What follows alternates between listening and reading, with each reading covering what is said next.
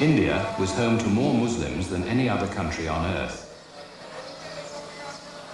Yet here, they were a minority.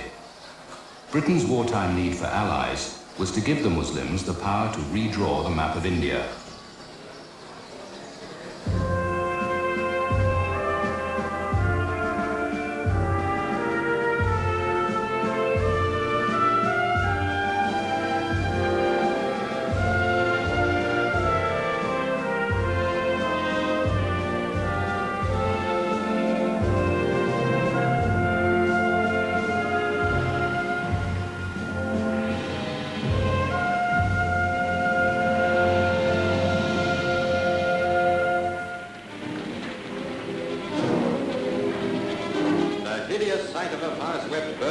By night.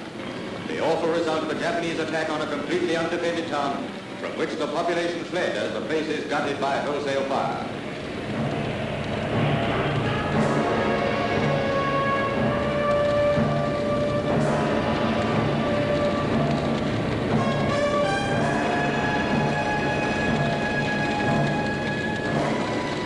Summer 1942. The Second World War was going badly for Britain. The Japanese had overrun Malaya, Singapore, and now Burma.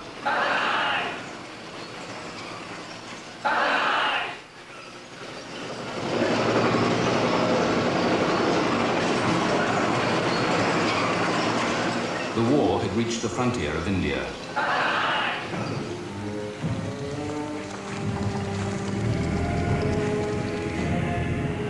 Burma, India's neighbor, had no rail links with India. No proper roads. British troops, with no experience of tropical warfare, were forced into a long retreat back into India.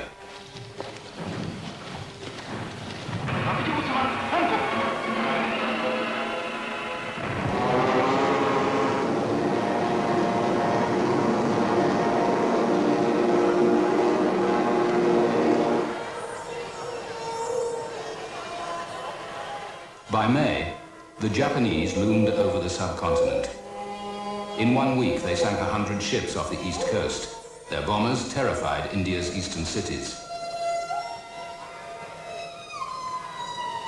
When the raids came, the Japanese had carrier-borne aircraft who attacked Ceylon, and we had a squadron of Hurricanes and no Spitfires. I remember talking to the officer who commanded this squadron, and he told me that after that he hadn't got one Hurricane that could take the air. There was really absolutely nothing at that stage at all. If the Japanese had had the strength to march into India, you know, there was nothing to stop them. India had 8 anti-aircraft guns. Invasion was expected daily. 1 million people fled Calcutta. Wavell came in, Commander-in-Chief, and he stood in front of the map. He was just going to go home, and he was just leaving off. He just came in and said, anything for me before I go? And he stood in front of the map and ruminated about the map. And he said, just imagine how stretched the Japanese must be at this moment. They've pushed on much quicker than they thought they could. They've taken all this enormous area from us and from the Dutch, and they've been right down to Singapore, and they've come right up to Burma. They must be stretched absolutely to the limit.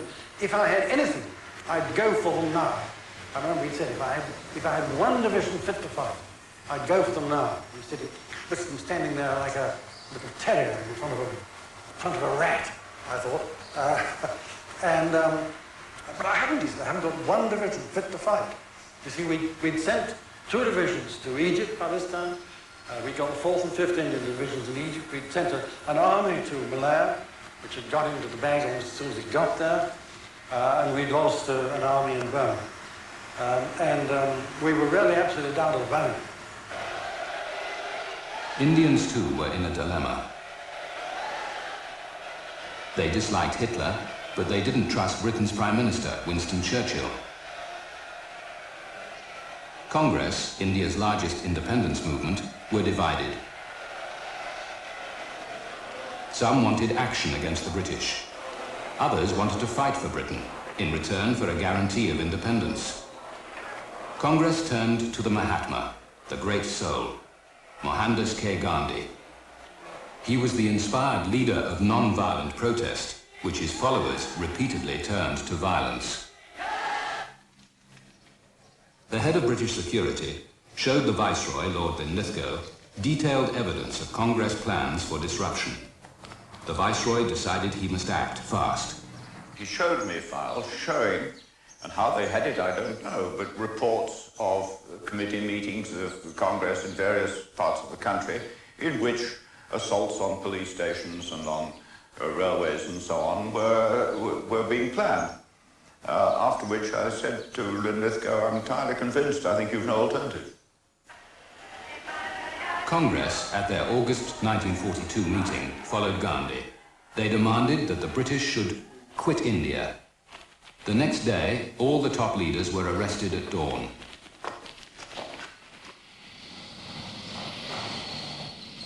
Overnight, the head and shoulders were chopped off India's largest political party. Young congressmen woke up not knowing which way to turn. I rushed to a telephone call. All lines disconnected. So we could not get contact with anybody.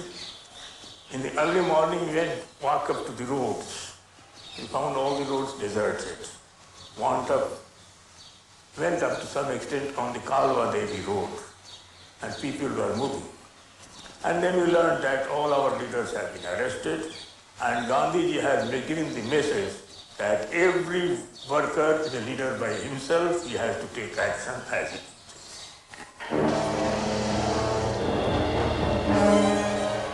Gandhi's followers wanted to hear his instructions, but his final words before his arrest only confused them. Each man his own leader, do or die. The British must leave India, if need be, to God. If that is too much, then leave her to anarchy. On August the 9th, 1942, as Gandhi and the Congress leaders were arrested, rebellion erupted in the north of the country.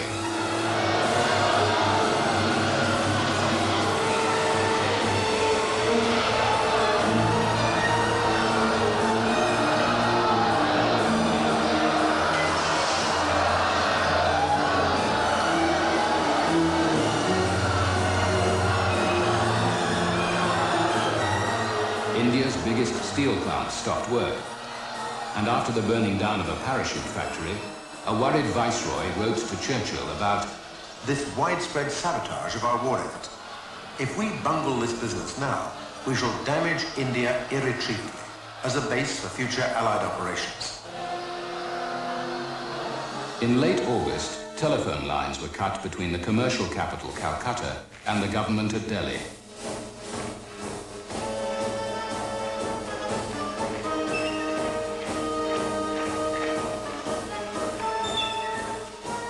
The rebellion turned many liberal-minded Englishmen into Congress haters. Their anger increased by the taunts of Congress radio. We used to shift from one place to another because the police were chasing us. So in all, we operated for about 6 months. And during this time, we changed 6 to 7 places. Every 15 days or 60 days, we used to change. We had our own call sign, and the reception also was very good. We used to begin like this, that this is Congress radio calling from somewhere in India on 42.34 meters. The All India Congress Committee assures students who have left their British-controlled studies to take part in the Freedom Revolution that laws and ordinances now being promulgated by the tottering Indian branch of the British state will have no validity or application in the free state of India. The All India Congress Committee congratulates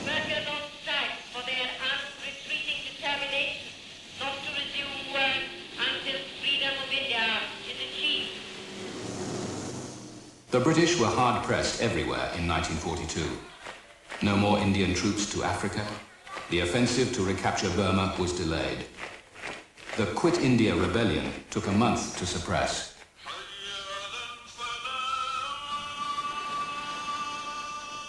Most British now hated Congress. They were not alone.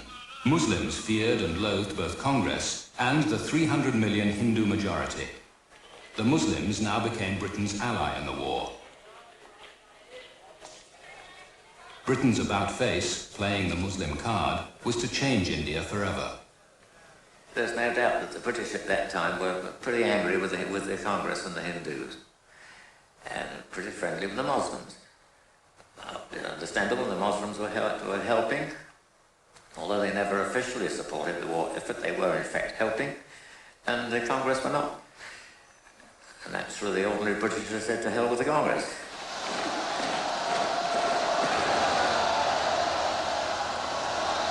The only all-India Muslim party, the Muslim League, had patchy support from the 90 million Muslims. Muhammad Ali Jinnah, its leader, now saw his chance to make the League the champion of Muslim India. With Congress leaders in jail, Jinnah could win British support. But he had to be careful. The League must appear as a nationalist party. Jinnah's best tactic was to demand a separate Muslim state in India, Pakistan. It was to be a haven in the northwest and the northeast, where the Muslims were a majority. It would be a Muslim homeland, freedom from Hindu Congress domination. Pakistan was a rallying cry, a slogan with mass appeal. Jinnah began to swing Muslim India behind him. Jinnah never lost his nerve. But on the more general field, his great strength was his complete intransigence. His philosophy of life was never compromised. If you start giving way at one point, you give way everywhere. Fight the walls, fight the battle on the ramparts and not on the citadel. And that, of course, very often meant being unreasonable.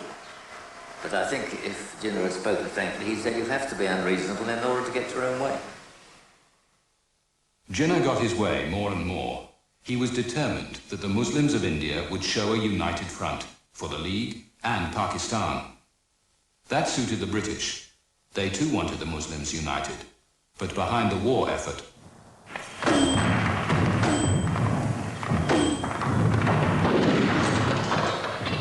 only in India, the reserve barracks, were there millions of men ready to fight for Britain worldwide. Britain could not afford to antagonize the Muslims, who made up a third of India's army. One person in 8 of everybody living in the Rawalpindi area is a soldier. So the Premier of the Punjab, having thanked them for what they've done for the country, told them what the country was going to do for them. The British drew closer to the Muslims. Meanwhile, Jinnah took advantage of the Empire's wartime need for Muslim soldiers to advance the League. So the field was open for the Muslim Leaguers to go and explain their point of view to the Indian Muslims as such and to the people at large. And there Mr. Jinnah used to talk, sometimes he used to talk, I remember one speech of his which he made in Gujarat, and he said, why not we and the Congress join hands together and face the John Bull? You see, that type of speeches he also used to make those days, you see. And that's why he became more popular. That used to satisfy the anti-British sentiments of the Indian Muslims also.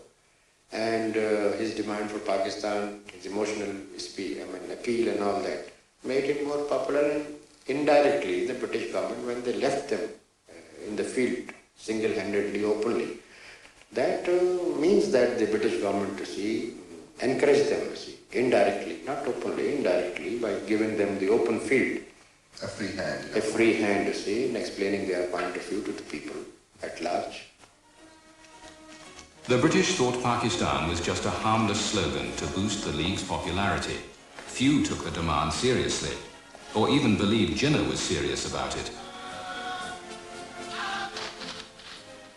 Meanwhile, behind the scenes, Jinnah was cooperative. So, behind the scenes, the British offered the League a helping hand.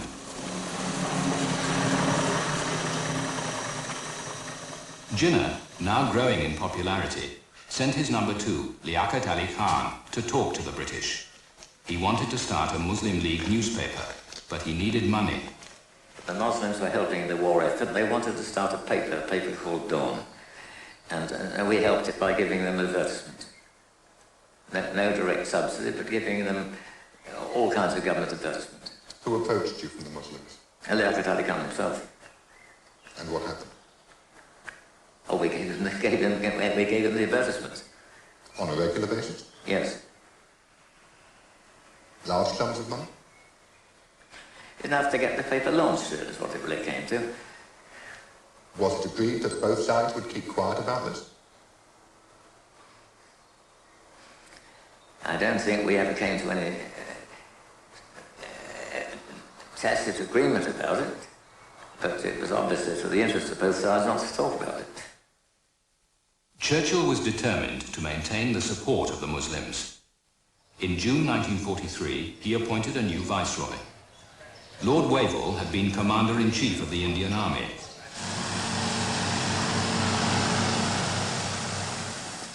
Wavell immediately gave Churchill a surprise. The war was now going well. Wavell pressed for Congress and the League to be brought into the government at Delhi, while Britain still had power to shape events in India. He wanted Congress leaders out of jail and into government. The cabinet in London said no. Wavell wrote in his diary, I do not believe these men face their fences honestly. They profess anxiety to give India self-government, but will take no risk to make it possible. The cabinet is not honest in its expressed desire to make progress in India. Wavell soon released Gandhi from detention. He was sick and his wife had died.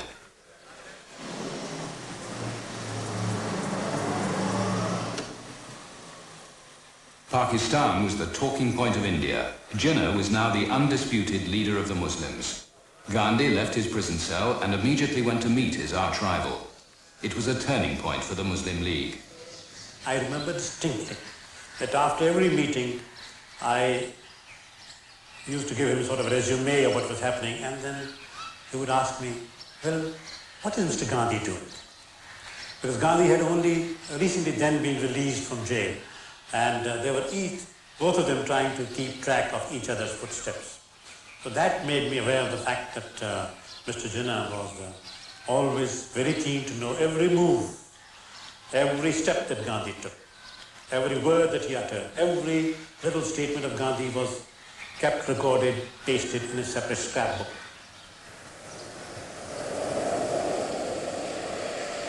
Gandhi, the master of publicity, had made a mistake. By simply talking to Jinnah, he forced the world's press to treat them as equals. Gandhi brought the Muslim League the public attention that Jinnah himself could never have won. Mr. Gandhi told Mr. Jinnah, well, Jinnah, you have mesmerized the Muslims. He said, so what? You have hypnotized the Hindus.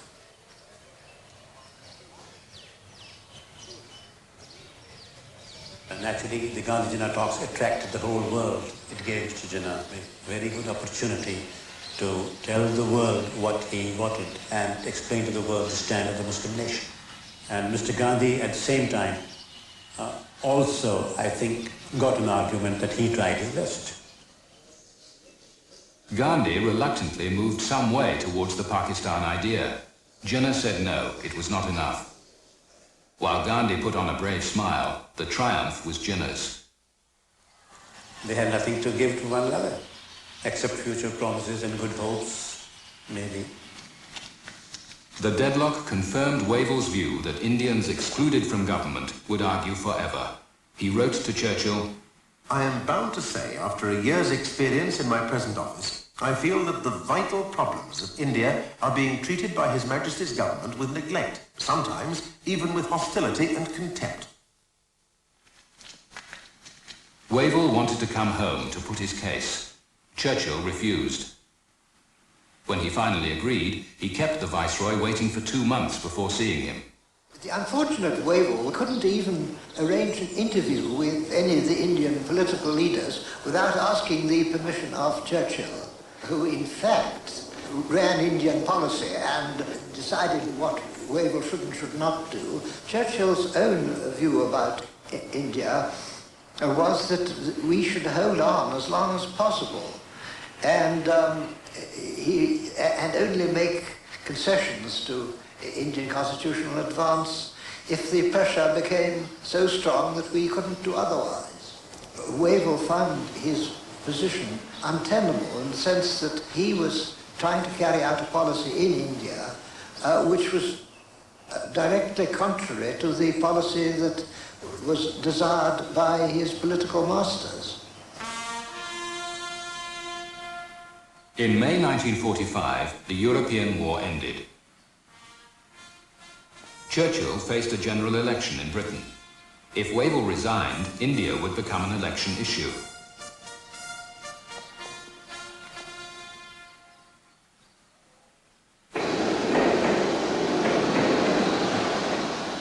So Churchill let Wavell release the rest of the Congress leaders from jail and invite Indian politicians to a conference to discuss a new government in Delhi that would prepare the way for independence. Churchill's wartime policy had weakened Congress and helped unite the Muslims behind Jinnah. Congress emerged to find the Muslim League on the move.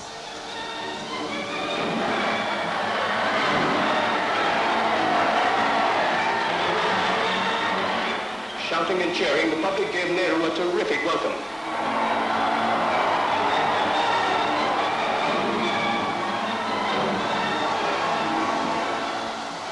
Nehru could still bring out the crowds, but he knew that Congress was now a rusty machine.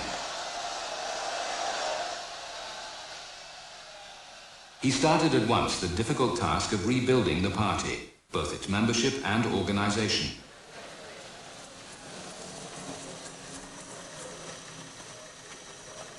Wavell called the Indian leaders to the Viceroy's summer retreat at Simla in June 1945. He hoped that the conference would create a united government of Muslims and Hindus. With the British election set for July, Wavell tried to push India forward before a new government at home took office. Meanwhile, at Dada, Pandit Nehru addressed a mammoth gathering. History was in the making. Indian leaders were about to discuss a plan which was calculated to change India's destiny and place her more prominently on the map of the world.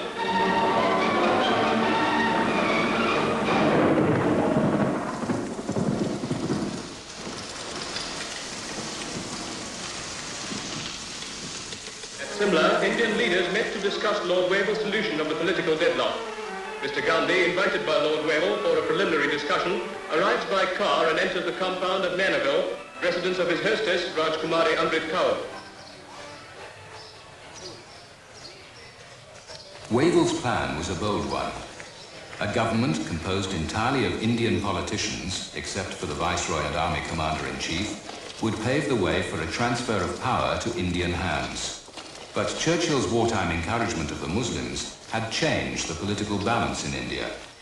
All eyes were now not on Gandhi, but on Jinnah. Similar citizens turned out in large numbers to cheer the leaders whose deliberations would mould India's destiny. Mr. Muhammad Ali Jinnah, president of the Muslim League, met the Viceroy soon after Mr. Gandhi. On that fateful day, many wondered what stand this brilliant lawyer would take. The atmosphere was charged with expectancy. He felt that the Muslims were the weakest of the three.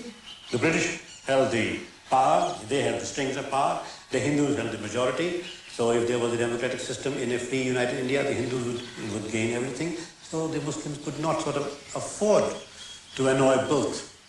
But Mr. Jinnah, he had a bit of a gambler in him. He took the risk. Wavell was generous to the Muslims. Though only a quarter of India's population, they were offered as many places in his new executive council as the Hindus. The proposed new council would represent the main communities and would include equal proportions of caste Hindus and Muslims. Congress accepted this, despite their overwhelming majority in the country. They hoped for a share of real power at last. Jinnah then dropped a bombshell. He said only League Muslims could sit in the Viceroy's council. But Congress too had Muslim members. Its president, Maulana Azad, was a Muslim. Jinnah said even he must be kept out. His audacity shocked everyone. Mr. Jinnah spent 3 hours explaining to me the Muslims are a separate nation. As a separate nation, they require a separate homeland and they have a separate party, that is the Muslim League. The Hindus are a separate nation, they want a separate homeland, they have got one party, that is the Congress. The moment I give in to the view that the Muslims have different views about the fate of India, that there can be a representative, a genuine popular representative of the Muslims who is not a Muslim leaguer and not committed to Pakistan, then I give up my whole strength as the third force in India. And I completely understood that part. His strategy at that time was to get the Congress to acknowledge this fact that the Muslims were represented by the Muslim League and that the sole authoritative representative body of the Muslims of India was the Muslim League. But the Congress was not willing to do it. The Congress, of course, had its own reasons because of its nationalism and because Maulana Abul Kalam Azad, who happened to be a Muslim, was the president of the Congress, so they found it very difficult. And Mr. Jinnah's main aim in the 1945 talks with Lord Wavell was to establish his sole authoritative capacity. Congress leaders argued that millions of Muslims supported them. Jinnah's claim to represent all India's Muslims had no basis. But the reason was very simple. Because all the Muslims of the country did not accept Jinnah as their leader. And so long as there were Muslims who did not accept him as their leader, it was not honest on our part to accept Jinnah as the sole representative of the Muslim community in this country. Congress insisted on the freedom to nominate anyone. Wavell agreed that Jinnah's demand to choose all the Muslims was unreasonable, and he rejected it. Jinnah then refused to join the council. Wavell knew that a council without Jinnah would be vetoed by Churchill, so Wavell could do nothing. Jinnah had a veto. They tried to overawe him, they tried to browbeat him, they tried to threaten him, they tried to purchase him, but he proved impervious to all threats and all inducements, which proved to the Muslims generally that he was a man who cannot let them down. And he was therefore their only leader, accepted leader who should be followed right to the end.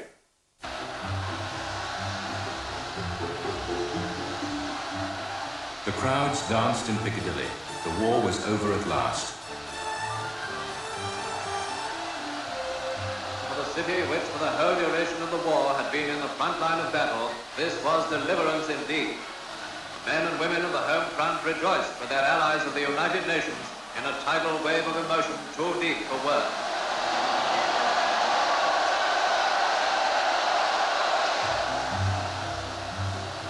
The British could now turn their attention to home affairs. The Labour Party had won the election. They promised domestic reform. Imperial greatness was on the way out, the welfare state on the way in. Another great cheer greeted the forces of India, whose magnificent fighting record is now saluted by Britain and her people. Gurkhas, Sikhs, Marathas, all were there, the men for whom this triumphal march was the fulfillment of all their hard-won victories. London gave these men from the hills and plains of India a very special cheer.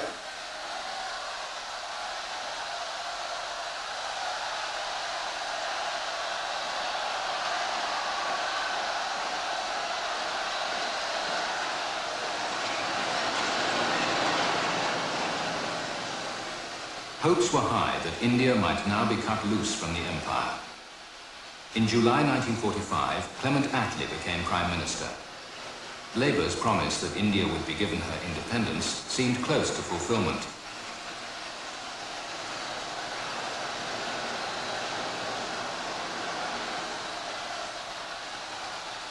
But despite the cheers and victory parades, Britain was exhausted by 6 years of fighting.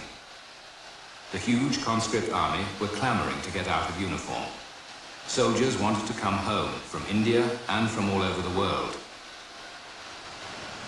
Well, the most visible evidence, I suppose, was the rapid departure of British troops from India, which built up to a rate of about 1 division a month. They were visibly growing, and there was no way by which a Labour government or the troops themselves would have been willing to delay their departure. Just as soon as shipping was available, they wanted out.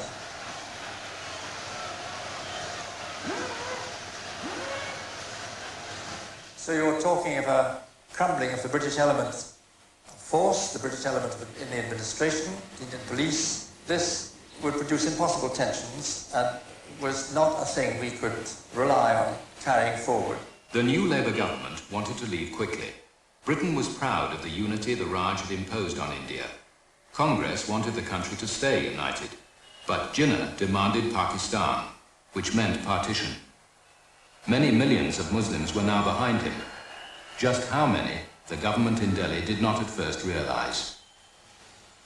When I got there at the end of in the autumn of 45, I was astonished when I was asked, what about this Pakistan demand? Is this to be taken seriously? And I said, yes, it is, in my opinion. And I was surprised at the fact that that reply caused some astonishment.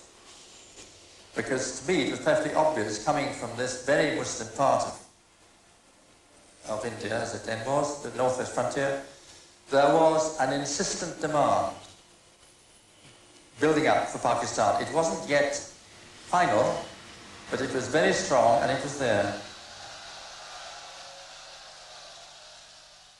Attlee decided to test this demand by elections. Jinnah's claim and his demand for Pakistan were put to India's voters.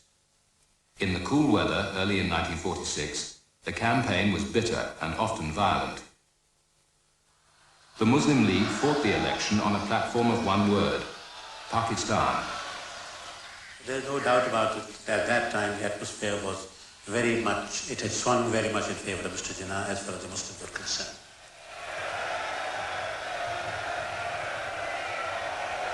He addressed a public meeting where at least 1 million people were collected. The Muslims wanted to come and see him and just to see his face. They knew what he was talking without understanding. I think they had established sort of a wavelength. Jinnah was not an impressive personality at long distance. He was a stick-like man. In other words, he was ascetic, he was very thin. He had a sort of Lazarus-type appearance, bloodless. He had a rapier-like mind. He was very fanatical in his pursuit of Pakistan, but he didn't seem to be able to speak the language. He addressed his congregation in English. Not more than 0.5% could have understood English, but not a single man uttered a word. You couldn't hear a pin drop. Mr. Jinnah, wherever he went, was taken in royal processions. People would organize receptions, setting up huge canopies, organizing parties, receptions. The election split India. Congress did spectacularly well, but the League won nearly 90% of the seats reserved for Muslims. Attlee knew that this success would make Jinnah even more difficult to handle. 2 months later, the Indian Navy mutinied. Then the British were forced to abandon the trials of Indian soldiers who had fought for the Japanese. British control was slipping. Attlee decided the time had come for London to take charge of events. He told Sir Stafford Cripps, an old India hand, to go there immediately, with A.V. Alexander and Lord Pethick Lawrence, the Secretary of State for India.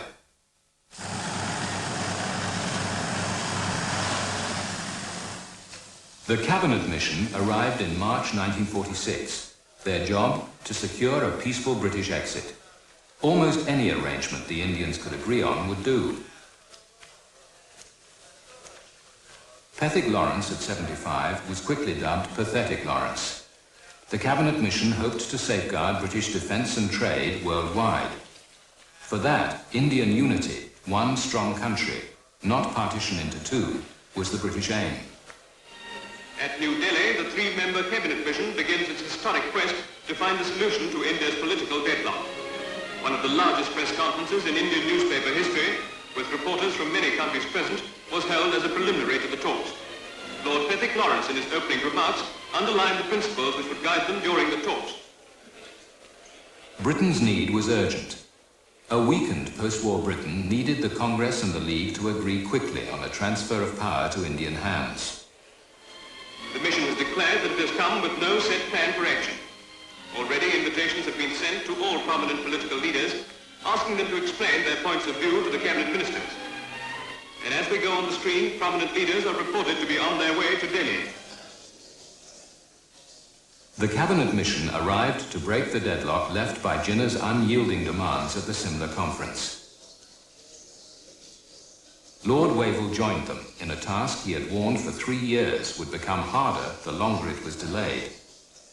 The Muslims had been Churchill's allies in the war.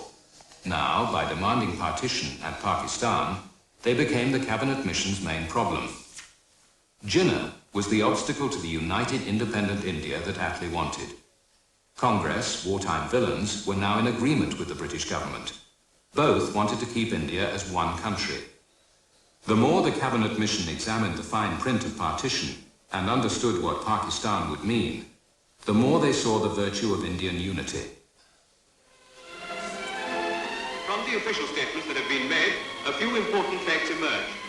The Muslim League demand for Pakistan is the crucial problem, and much of the discussion will center around this point. After sweating it out in the Delhi heat, the three magi, as Wavell called them, withdrew to the cool hill station at Simla. There they met Gandhi, whose influence over the masses was still immense. Cripps made particular efforts to secure Gandhi's agreement, though by now he was not even a member of Congress. The Gandhi arrived, and then he said, because I'm not really taking part in a discussion, he said, but I have appointed myself as advisor to the British nation through the cabinet mission. Cripps was terrified of Gandhi. He admired him, and he felt he ought to like him. Cripps was a marvellous man, a very moral man, and Gandhi's speciality was, of course, morality. Somehow or other, Gandhi got under his skin, and he could never quite cope with him. And once, when Cripps was taken ill, during the period of the cabinet mission, being taken to hospital, he said to me, for goodness sake, don't let that awful man come and see me in hospital. The mission were not sure who to talk to in Congress. Some advised that Nehru was now the key figure. Others said that the President, Azad, spoke for them. Cripps felt that Gandhi was still the driving force, though as usual, Gandhi was quite unpredictable.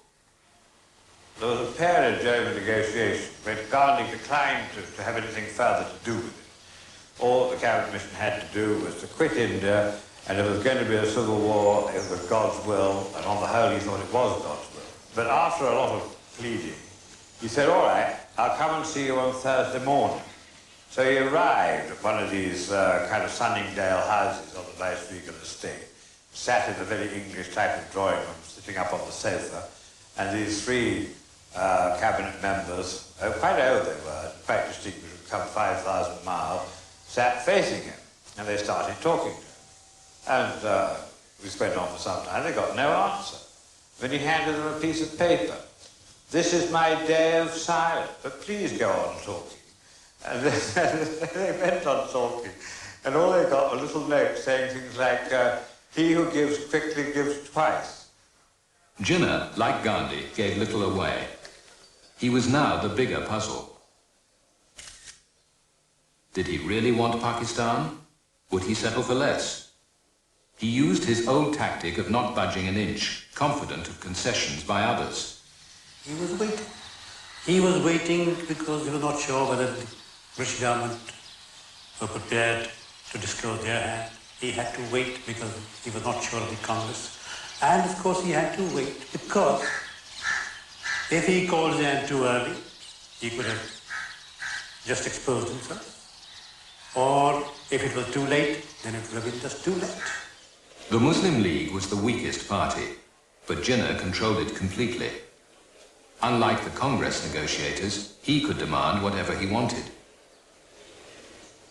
He would always say he wanted the whole thing and nothing but the whole of Pakistan. And when you said to him, but how are you going to run this economically, and it's going to be very difficult, he would say, oh, just leave it to me. Give me the Pakistan and we'll see how well we'll run it. How much was that a politician's gambit not to spell out what he wanted? Very much a politician's gambit. He was a very tough negotiator, and he was very determined to stick to saying one thing the whole time and not to be trapped into concessions and complications and all the rest of it. The mission finally hammered out an agreement for independence. An Indian government in Delhi would keep control over taxation and defense. The provinces would be given generous powers and they could form into groups, almost giving the Muslims Pakistan. It was a loose federation, a united India which preserved Muslim interests. And it very nearly worked. You see, for 24 hours or more, both Congress and the Muslim League had accepted it. And I said to Jinnah, well, at least you've got some way. He said, but how can I say to my people, this is Pakistan? I said, well, you can say to them, it's a first step anyway, and you'll see how it works. And so he said, all right, I'll buy that, and he sold it to them. Jinnah's agreeing to a united India was a surprise. When the cabinet mission made plain Britain's determination to quit, he dropped his demand for Pakistan. What he had won was a larger share for the Muslims in the government of united India than anyone had thought possible. Congress leaders, especially Gandhi, thought he had won too much. Then I was asked to go to see Gandhi, and Gandhi said to me, he said, you're a very mischievous man, you're a lovely man, actually, very funny. He said, you have a system in England whereby Parliament passes laws, but the courts interpret them. And they may say that what Parliament think they have passed is not at all what they have passed, and alter the law. He said, I've been applying my aged lawyer's brain to this document, and I don't think it means what the cabinet mission thinks it means. And then we knew we were done for. Congress acceptance did not last long. They tried to change the terms. Nehru and other Congress leaders made statements that amounted to rejection. But Jinnah had committed himself to a united India. He had given up Pakistan. When Congress backed away from the cabinet mission plan, Jinnah was convinced they were out to double-cross him. Angrily, he changed tactics. He declared, "We have forged a pistol. We bid goodbye to constitutional methods." August the 16th, he called a day of action. In Calcutta, the League held a demonstration. Then the Muslims began 3 days of mass slaughter, the Calcutta killings.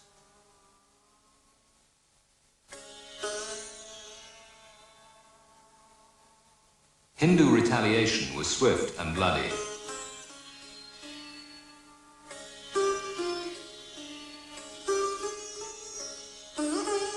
When the killings were over, 4,000 to 5,000 lay dead, putrefying in the monsoon heat. A week later, when the army had put a stop to the looting and murder, the stench of death still hung over Calcutta. The Muslim flag is much in evidence in certain areas, though of course in some districts Muslims and Hindus literally live on opposite sides of the same street. However futile and distressing, it's really not surprising that communal clashes still occur. British troops, these are infantrymen of the Yorks and Lancs driving Stuart tanks in a Muslim area, are regarded as a reassuring asset in this tense situation. The killing sparked retaliation far and wide. The murder launched by Jinnah's Day of Action continued in other parts of India for 16 months.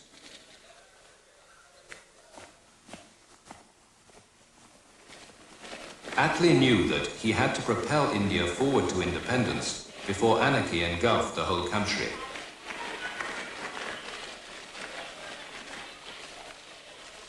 In September 1946, the Viceroy set up an interim government with Nehru as chief minister. The Muslim League refused to join and boycotted it. The interim government was duly sworn in, and Mr. Nehru presided over the first cabinet meeting. Mr. Nehru emphasized the vital importance of cooperation among all Indians, But when he and his colleagues assembled on the balcony of the Viceroy's house, they had a mixed reception, though it's reported that cheering almost drowned the Muslim cries of "Long live Pakistan."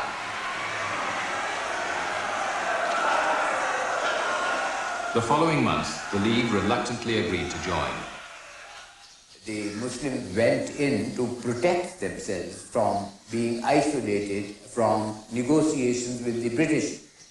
It didn't go in a spirit of cooperation of running a smooth federal government of United India with the Hindus, because that would have been a complete negation of what we had always been saying is impossible. The Muslim League Minister Abdul Rahman Nashtar was in charge of communications. Naturally, he wanted to be informed of what was going on inside the Congress party. The easiest way was for him to organize bugging at the telephone exchange. So the Muslim members of the interim government, or one of them at least, was bugging the telephones of a Congress member of the same government? Of all the Congress ministers, he had got all the telephones bugged. And I'm not sure whether even the Viceroy's telephone was not bugged by him. The interim government, intended as a coalition, was now two warring groups. Wavell was near to despair. One day, towards the end of August, when I was writing with him, he said that next month I finished 3 years in this job. And I said to him, how do these 3 years compare with the earlier 3 years you had in the Middle East? He said, there's no comparison. I knew something about that job. Did he really feel out of his depth like that? I think he was beginning to feel that the situation was getting beyond his resolution, his powers of resolving it. Do you think London felt that as well? Yes, I think London began to feel that too. And I don't know at what point they began thinking of a successor, but I would guess it was from that autumn. In December 1946, Attlee summoned the Viceroy and the Indian leaders to London in a desperate effort to get the League and Congress to cooperate. I am very happy that I am at this function, and already I've had the opportunity of meeting some friends, and I might yet find more friends, but you give me no time to do anything else. The talks got nowhere. Attlee decided on drastic action. When this complete impasse had been reached, we decided that the only hope was to send out another viceroy. If we were putting all our faith in the possibility of persuading the Indian leaders to agree about the future of India, we had to send someone out with the personality that was most likely to achieve our objective. There were two telegrams. There was a first one which explained that there was going to be a new viceroy and certain of the practical details about it. And then they were cipher telegrams, of course. And then it said at the end, name in my following telegram. And then the follow-up telegram simply had the one word, Mountbatten.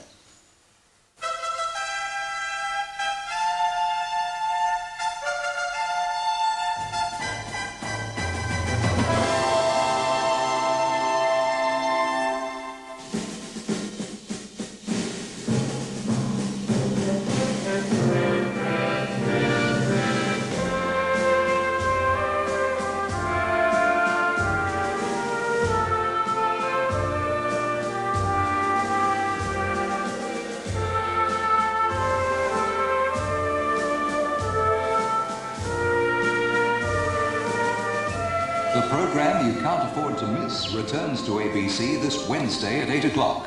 The Investigators.